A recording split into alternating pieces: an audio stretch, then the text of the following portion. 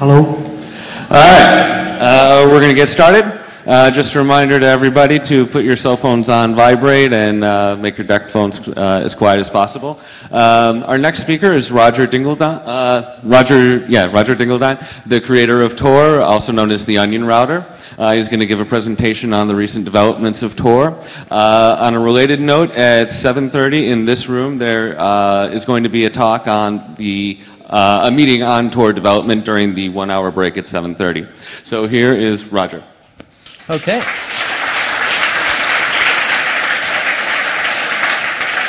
Can you all hear me well enough? I hear an echo, so it sounds good. Okay, I'm Roger. I'm going to be telling you a little bit about what's going on with Tor these days. There are a lot of different things that we could talk about, so I'm basically going to try to preempt the first 40 questions that you might ask and present answers to those, and then maybe there will be time for a few questions after that. So there are a lot of things we could talk about. I'm going to give you a very brief crash course on Tor. How many people here think they know how Tor works? Excellent. Okay. So it'll be very brief indeed. And then I'll give you a little summary of what's been going on recently in terms of things we've developed. And then maybe the juiciest part, policy discussions, law discussions, censorship, how Tor interacts with the rest of the world. And then some of the technical things that we'd like to do down the road in the future, stuff we're hoping to get to in 2008, 2009. And then there are all sorts of things on the website that we need some help with, and I'll list a few of them. Okay, so big picture, Tor is a free software system, open source. It's an anonymity system. The idea is that you can browse the web or instant message without people being able to figure out if they're looking at you where they're going to, and if they're looking at the website or service where you're coming from. It comes with a full specification, documentation. Several German groups have built their own compatible Tor clients. Ask me later on for stories about why it's useful to have more than one implementation, if the phrase 16-bit AES means anything to you. And they're also useful to have a lot of different papers out there for people researching Tor, figuring out how to make it better, how to attack it. We're pretty much the standard for what you write your research paper about these days because we have that specification.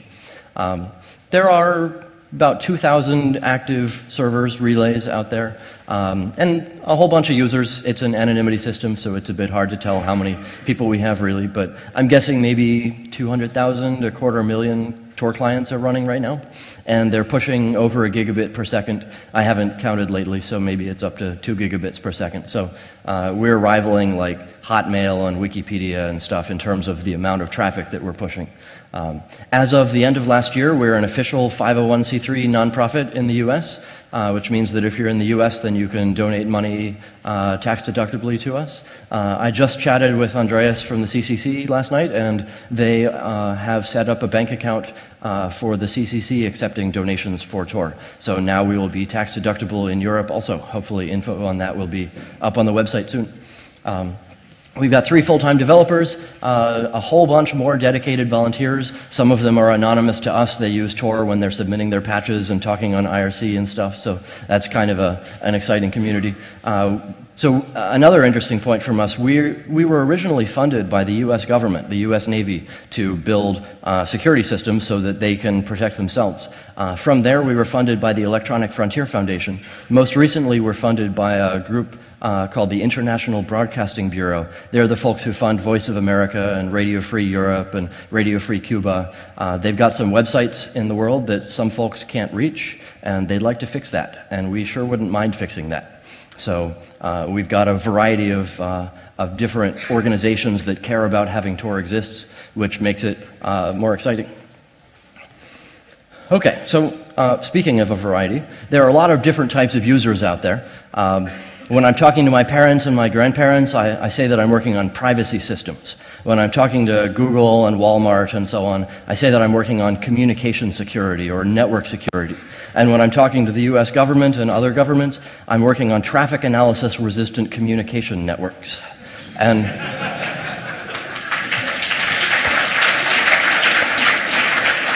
And the exciting part is that if you go up to Walmart and you say, you need privacy, they say, no, privacy's stupid, we don't need privacy. And if you go up to the government and you say, you need anonymity, they say, oh, anonymity's scary, I don't need that stuff. But if you explain that they need traffic analysis resistance, then they're like, oh yeah, of course, we've got all these things we need to do, I don't want somebody looking at what web pages I'm looking at. But that's a separate talk. That just gives you some variety of, some sense of the variety of organizations that are using it. We've got individuals, human rights, civil rights, corporations, law enforcement, government, and the reason why Tor is so secure, so anonymous, so private, so traffic analysis resistant, is because it has all of these different groups joined into the same anonymity set. Okay, so how do you build one of these things? How do you build an anonymity system? The easiest way is you put a big computer somewhere and you proxy everything through it. Maybe you run some huge computer in San Diego and all of your users show up there, and the websites don't know where Alice is coming from. That's great, but what about a big central point of failure? What happens if you bribe the janitor at their colo or any other list of ways that it could fail? So the goal for Tor is we want to distribute the trust so that you go through several different hops. And the idea is if somebody's watching the first hop, they know Alice is using Tor, but they don't know what she's doing. And if somebody's watching the last hop, they know somebody is talking to Bob, but they don't know who is talking to Bob. And if they're watching both hops, then we're screwed because traffic analysis works pretty well. Statistics, if you can see the traffic on this end and that end. So that's the brief overview of Tor.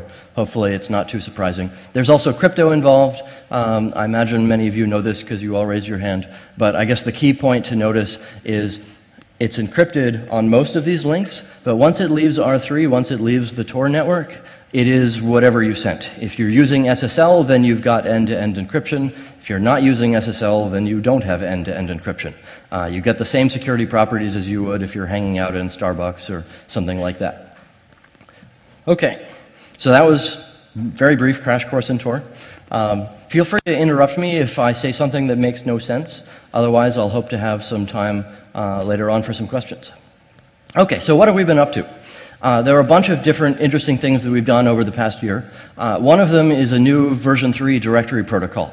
So right now there are sort of two phases for how Tor clients learn about what the servers are. The first phase is that they need to get a big list of all the servers that they could use. And we want to make that list as tight as possible. So it's basically a little summary with a few lines for each server. And each line says, this is the key fingerprint for the server. This is his current IP address and port. This is the hash of the descriptor that you should get from him and the timestamp for when that descriptor came out. And a few flags about whether we think he's fast or stable or running or not worth using, stuff like that.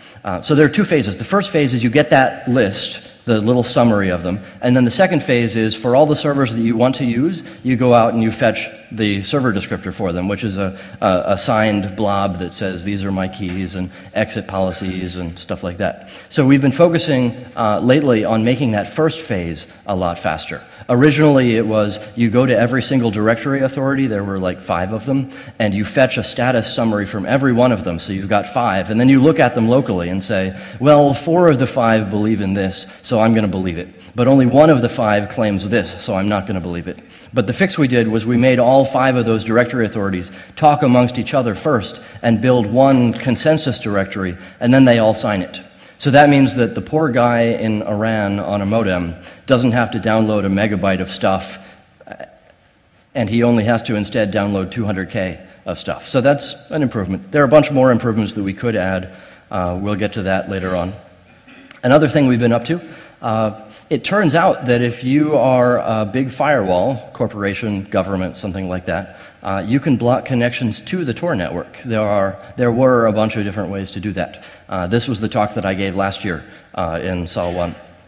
So the idea is there are 2,000 servers, sure, but those could be blocked. They're in a public list, there's a directory, you go grab the consensus and you filter all 2,000 IP addresses at your government firewall.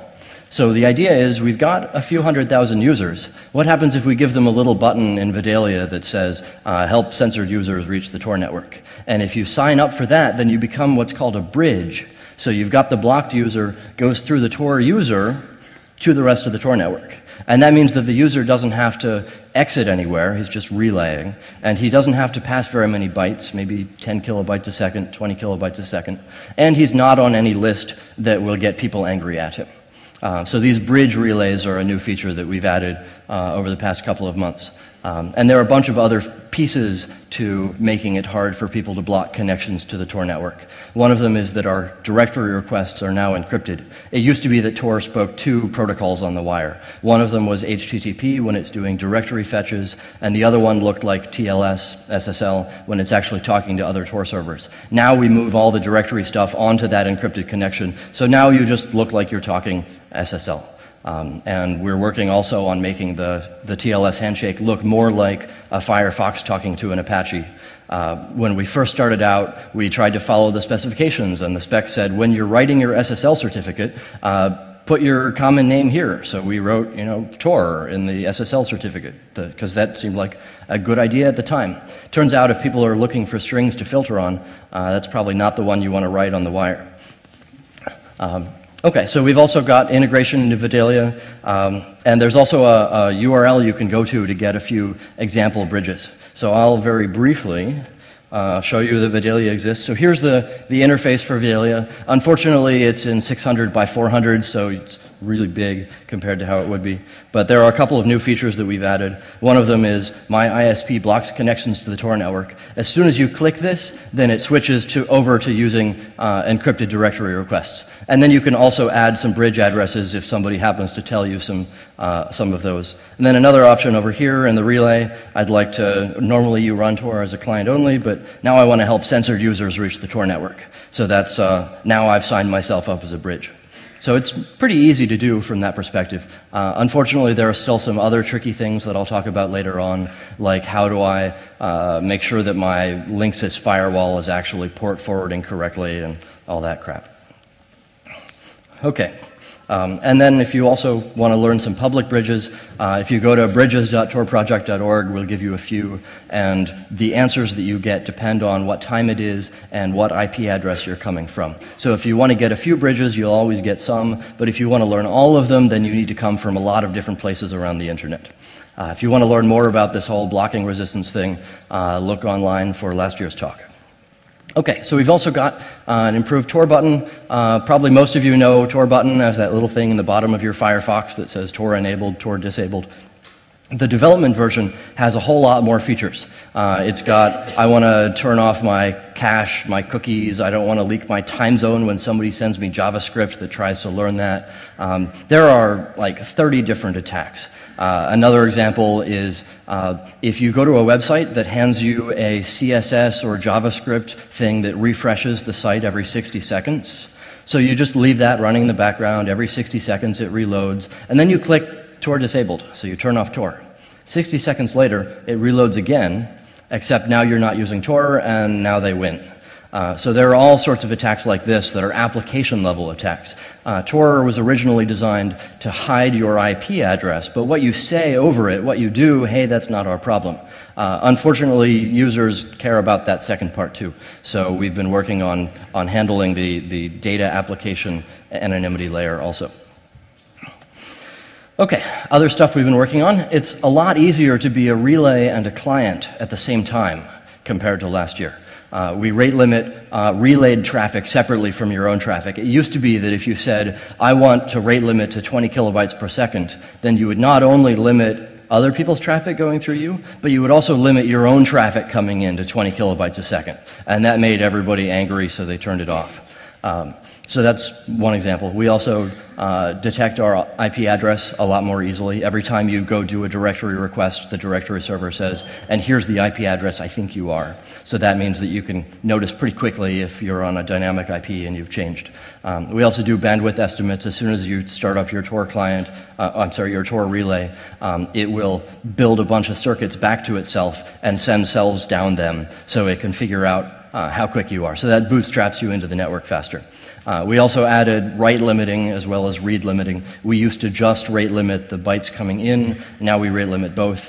And we also have traffic priorities, so you can specify certain connections should go out first, and the rest of them can fill in whatever's left. There are also a whole bunch of good research papers in 2007. Here are just a few examples. At ACM CCS in Washington, D.C. a couple of months ago, Nick Hopper from Minnesota had a great paper on client latency attacks. He basically mapped the entire internet in terms of how many milliseconds on average it takes